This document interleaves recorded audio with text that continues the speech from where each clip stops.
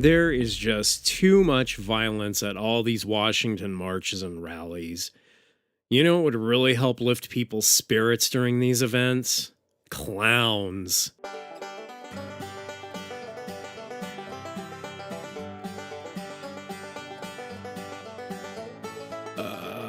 That's not what I meant. So, on September 16th, ICP, Insane Clown Posse, a horror-themed rap act fronted by Shaggy 2 Dope and Violent J, will be holding the Juggalo March on Washington. For those of you that don't know what a Juggalo is, it's a fan of ICP, but their fan base is arguably one of the largest and most voracious of any music fandom, possibly any fandom in general. Juggalos are more like a subculture. Not only do they know the music, but they also sport t-shirts, jewelry, tattoos, and yes, face paint. Insane Clown Posse also holds a yearly convention called Gathering of the Juggalos. Think of a music festival meets a cosplay convention, like Ozfest meets the San Diego Comic-Con, but replace the bronies with clowns on meth. The reason given for the march seems to be that in 2011, Juggalos were classified as a loosely organized hybrid gang by the FBI. Juggalos were listed... Oh my god. Juggalos were listed in the top 10 gang assessment list, right up there with the Bloods, Crips, and MS-13, according to the Juggalo March official site. Since then, fans, Juggalos, have been denied access into the military for having ICP tattoos, and in some cases have even lost custody of their children just for listening to the music. ICP filed a lawsuit in 2014 saying that it was just a fandom, but it lost the suit. That's strange. I mean...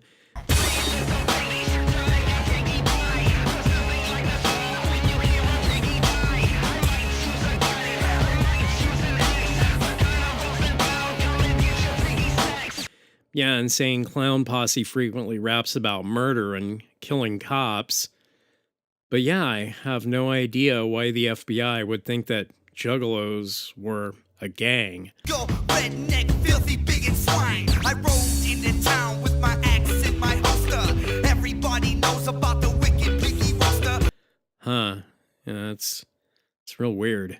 What else is strange is that ICP lost the lawsuit against the FBI in 2014, but aren't bothering to march until 2017. January of 2017 is when their permit was initially denied.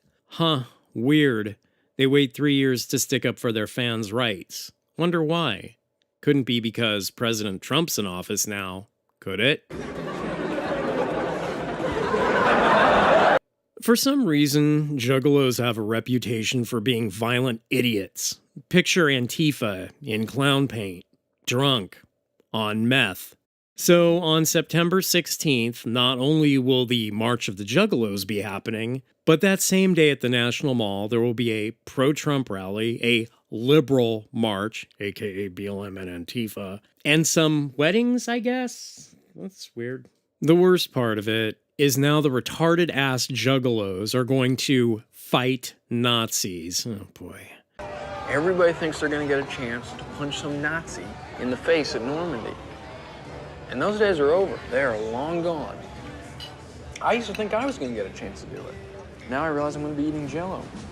Juggalos were classified as a gang for a reason. They're violent, so they might go with the intention of punching Nazis, but they could just as easily end up turning on Antifa or BLM. It's a crapshoot, really. But now the libtards have gone from violently shitting on Juggalos to supporting them.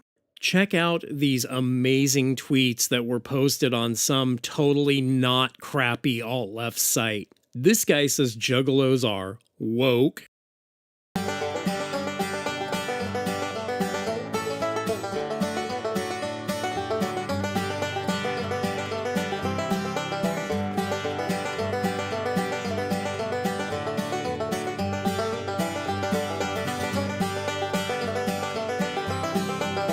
And this guy says that good and evil are having a fight for the souls of white America, and apparently, Juggalos are our only hope.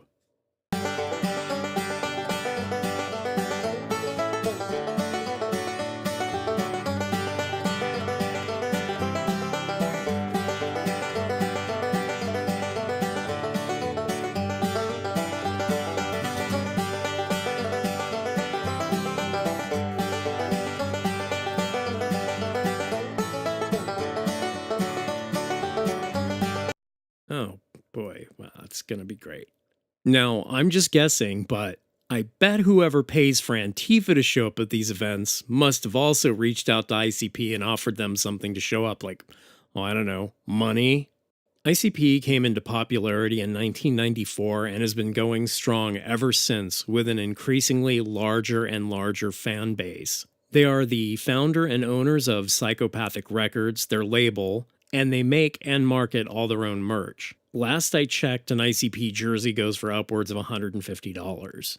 They have made feature films and even forayed into wrestling and were also featured in a WWE video game. For the past 18 years, they also run the yearly convention festival Gathering of the Juggalos, and a single ticket for that's going to cost you about $180. Like I mentioned before, it's like a weird mix of a music festival and a cosplay convention. Now, check out the entry from this ICP fan blog. Just reading this blog, you'll know that I went all in, balls deep down into the rabbit hole of juggalo culture the day I got my first taste. I didn't go online and buy a t-shirt. I marched right down to Tasha at Inborn Inc. and got a Hatchet Man tattoo, and dropped $13,000 to charter a bus for 6 days to shuttle a bunch of literal maniacs to Cave Rock, Illinois, for the Gathering of the Juggalos. And yes, I absolutely count myself as one of those maniacs. So what happened to our blogger after he dropped $13,000 to hang with the Juggalos? Why, he got beat up by the other Juggalos. And here's a picture of him after the first Juggalo beatdown. Last thing I remember, Sugar Shane and Jess were standing in front of me and we were whooping it up. And then the next thing I knew, I was staring straight up at the sky with the cave-in rock dirt seemingly the only thing that had my back, as I tried to wrap my now swollen head around what the fuck had just happened. According to the group of lows, some fucking scumbag had run up on me from behind and smashed me in the side of the face and then run right away. Why does that sound so familiar? It's bugging me. I can't really place that.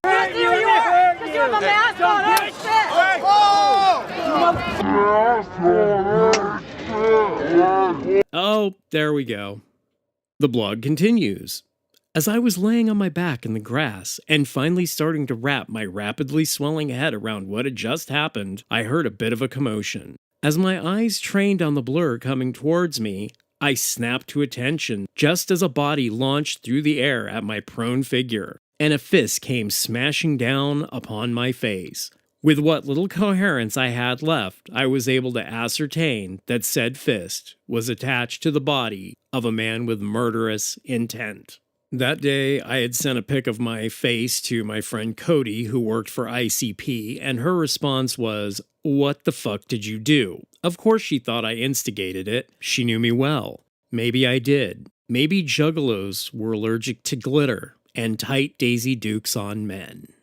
And it's my understanding that co-founder Violent J, Joseph Bruce, was a millionaire by the time he was 25. So call them whatever you like, but they are definitely business savvy, and this feels like a calculated move. To whoever is paying violent groups to show up to these events, you may have just fucked the dog with this one. This is definitely going to be a shit show. Part 2. And in other news, the March on Google, a non-violent, free speech event organized to let the silenced voices on YouTube be heard, has been delayed because of threats from violent alt-left groups. So I think it's safe to say that the far left really does hate free speech.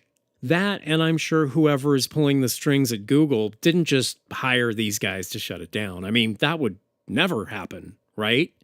What I wanted to ask you about was this oppressive political climate that you describe in the memo. How dangerous is it, and how far does it spread? Yeah, so it's definitely dangerous, and it's affected many of our products. So YouTube in particular, they often go after right-wing YouTube uploaders, and it may not be that they're purposely just saying, oh yeah, we don't like this person, therefore let's cancel their account or demonetize their stuff, but the way that their bias goes into the actual algorithms that label which videos are harmful, that actually has a huge effect. And we've seen it a lot, at least anecdotally, with a lot of the conservative YouTube uploaders. I really just wanted to take a minute and say thank you for watching and subbing if you did. And I especially wanted to say thank you to everyone that watched my video on Charlottesville. Don't forget to like, comment, and subscribe if you enjoyed the video. And as always, stay awake, stay alert, and we are the new counterculture.